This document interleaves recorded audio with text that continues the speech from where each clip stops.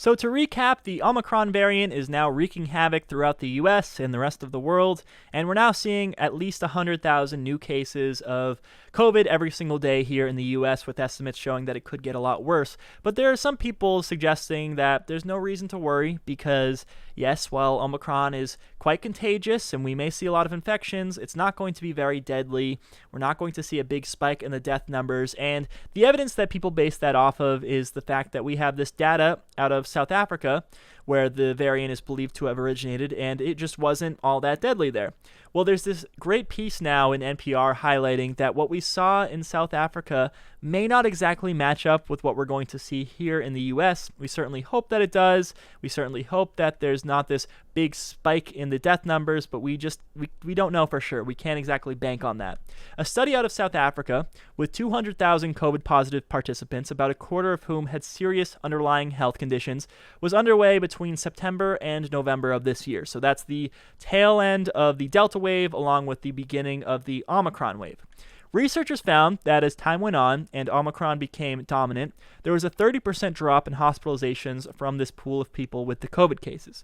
The rate of hospitalization for Omicron was quite low, as only 58 per 1,000, which is the lowest of the 4 COVID waves that the country has experienced since this all started 2 years ago. Hard to believe it's been that long. Not only that, instances of patients needing oxygen or ventilation dropped, and ICU stays went down to only 13% from where it was at 30%. Also, people recovered a lot quicker than in the previous waves. So there you go, right? We're going to be just fine here. Well, maybe. Let's hold our horses here, because the key variable is that the data did not take into account previous exposure to the virus, and many of these cases were reinfections, with South Africa believed to have a much higher level of immunity than we have here in the United States. Now, the vaccination rates in South Africa, they're quite a bit lower. Only about 1 in 4 South Africans had been vaccinated by the time that Omicron hit, but the vast majority of residents in South Africa had so-called natural immunity, having had a previous version of coronavirus. So between previous infections and the amount of people who are vaccinated in South Africa, there were just few people statistically left who hadn't been exposed to either the virus or the vaccine. Nearly everyone in this COVID pool that they looked at had some version of immunity. And we know that when you get COVID for a second time, or when you get it after having been vaccinated, symptoms aren't nearly as bad, the death counts aren't nearly as bad, and your recovery time is generally a lot quicker.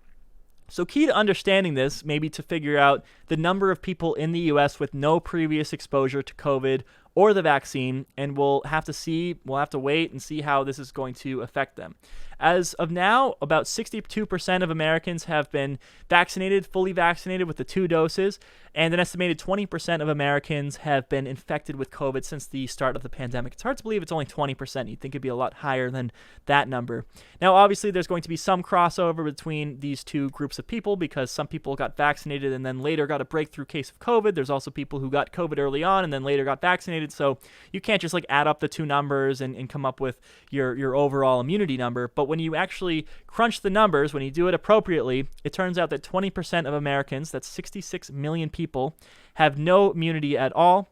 And that leaves plenty of people who could potentially get a serious case, depending really on how severe Omicron is. And again, we just don't know yet. So we can be optimistic about the variant, but we have to be cautiously optimistic, and the best way to do that is to obviously observe the normal protocols, wear the mask, socially distance, get vaccinated if you're eligible, get the booster shot if you can. I just got my booster shot a couple days ago. Wasn't feeling so great yesterday, but I got over the side effects in about a day or so. Do all the right things, make sure that we don't just throw caution to the wind here, and make sure that we observe the right protocols, and hopefully Omicron doesn't turn out to be so bad, but we just don't know for sure yet.